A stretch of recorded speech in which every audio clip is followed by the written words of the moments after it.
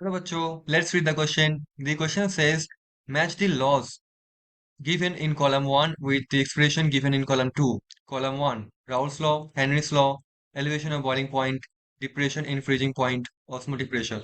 Column 2, delta TF is equals to KFM, pi equals to CRT, P equals to X1 P1 naught plus X2 P2 naught.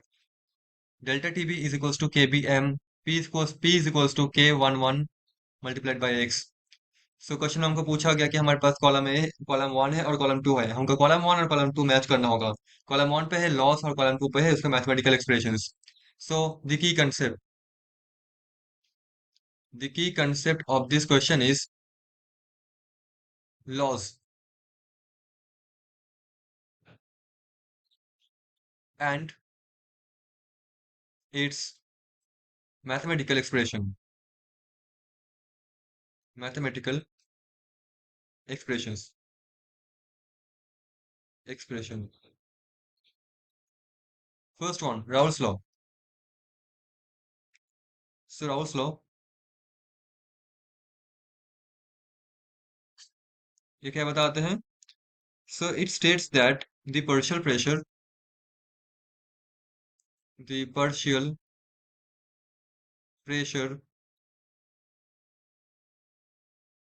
the partial pressure of each component of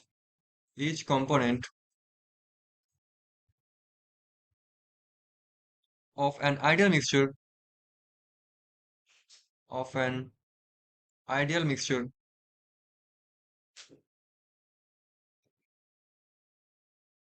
of of liquids is equal to the vapor pressure vapor pressure of the pure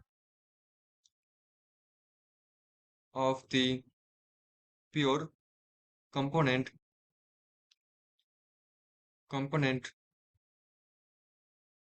that may be liquid or solid multiplied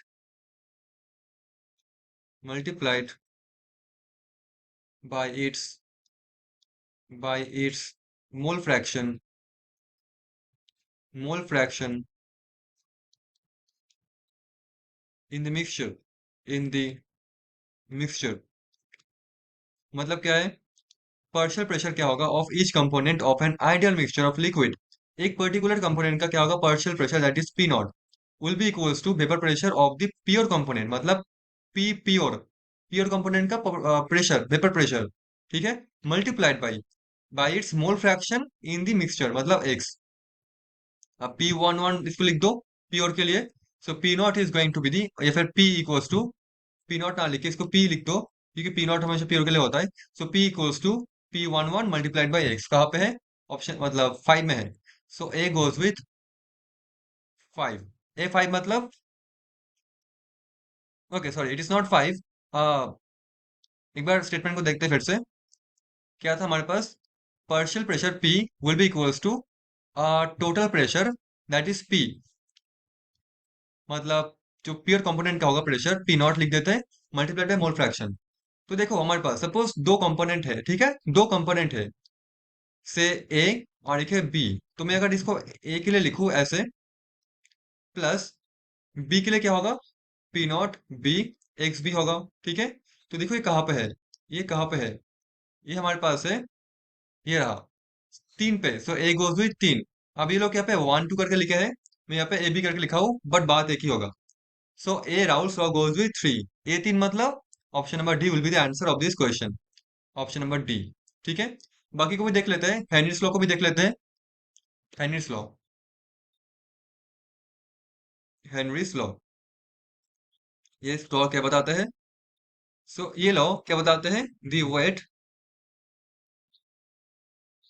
wait और mole fraction of a gas dissolved by dissolved by a liquid is proportional to is proportional to the pressure of the gas, the pressure of the gas, of the gas upon the liquid, upon the liquid. That means mole fraction X would be proportional to pressure. तो मैं इसको ऐसे लिख सकता हूँ, P would be nothing but some constant multiplied by mole fraction.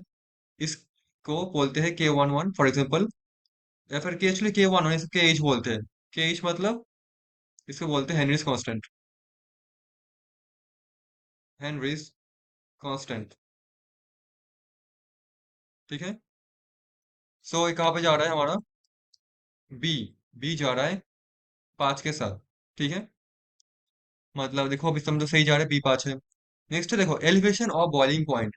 इस point से आपको ये लग रहा है कि बॉइलिंग पॉइंट एलिवेट होगा, मतलब बॉइलिंग पॉइंट मतलब टीबी।